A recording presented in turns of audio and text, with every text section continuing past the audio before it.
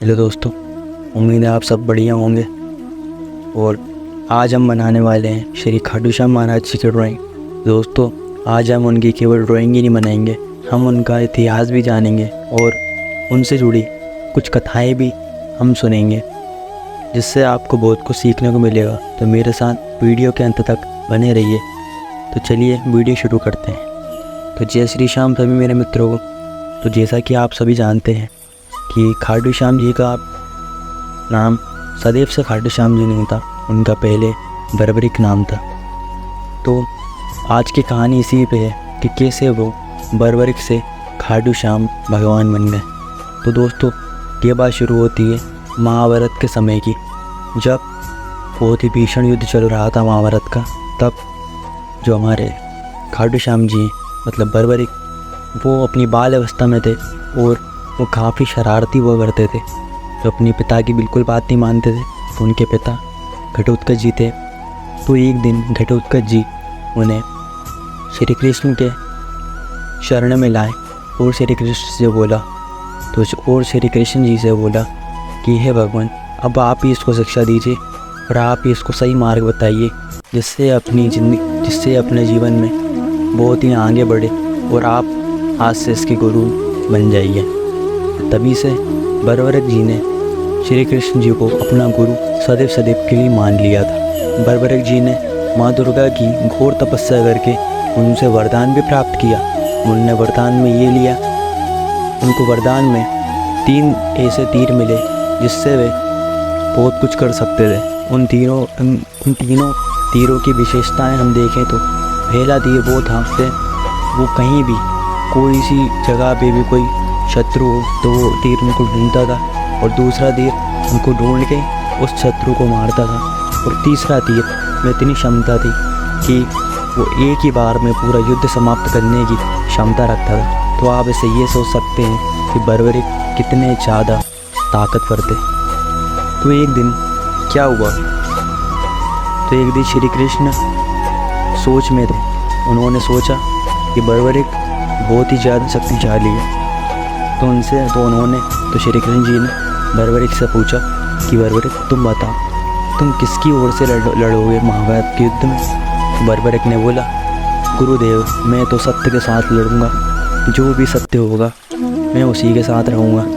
फिर श्री कृष्ण ने सोचा, ध्यान करा, तब वो सोच में पड़ गए। उन्होंने सोचा कि अगर बर्बरिक कुछ पहले कौरवों के पास चले गए और उनकी बातों में आ गए तो बर्बरिक कौरवों को सच मान लेंगे और उनको लगेगा कि यही सत्य है, जिससे पूरा इतिहास बदल जाएगा। तो ये सोच के श्री कृष्ण ने एक माया रची। तो एक दिन क्या हुआ, श्री कृष्ण ने बर्बरिक जी से बोला कि बर्बरिक, तुम बहुत बड़े तीरबाज हो, तुम्हारे अंदर तीर चलाने की बहुत बड़ी कुशलता है, तुम उसका प्रदर्शन करो। तो श्री कृष्ण जी ने बोला कि बर्बरिक, तुम्हें इस पेड़ की सारी पत्तियों को गिराना है और उन पे तीर चलाने एक बार में। तो बर्बरिक ने बोला, गुरुदेव, जैसी आपकी आज्ञा। तो फिर बर्बरिक जी ने अपना तीर उन पत्तियों पर छोड़ा और धीरे धीरे करके सारी पत्तियाँ उस पेड़ से गिराने लगे। लेकिन उस पेड़ की एक पत्ती गिर के ज़मीन पर गिर गई और उस पत्ती पे श्री कृष्ण जी ने अपना पैर रख दिया, जिससे बर्बरिक का वो तीर भेद नहीं पाया। और श्री कृष्ण ने बोला कि बर्बरिक, तुम एक पत्ती को भेद नहीं पाए तो मुझे गुरु दक्षिणा चाहिए अब तुमसे। तो बर्बरिक जी ने बोला, गुरुदेव, बताइए आपको क्या चाहिए। हाँ, मैं अपने प्राण तक देने के लिए तैयार हूँ, जो आपको चाहिए आप बताइए। तो श्री कृष्ण जी ने बोला कि बर्बरिक, मुझे तुम्हारा शीश चाहिए।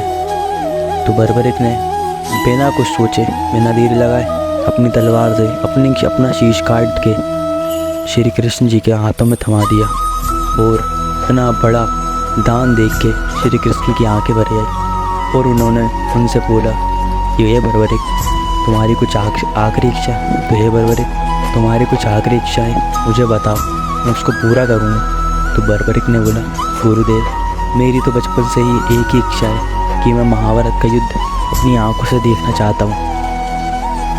फिर श्री कृष्ण जी ने बर्बरिक के कटे हुए सर को बहुत ऊंचे पहाड़ पे जाके रख दिया, जिससे वो पूरे महाभारत का युद्ध को देख सके। उन्होंने एक ही देखी महाभारत की युद्ध की, जो शायद किसी ने देखी नहीं थी। और यही नहीं, श्री कृष्ण जी ने बर्बरिक को ये भी वरदान दिया, हे बर्बरिक, कलयुग में तुम मेरे नाम से जाने जाओगे।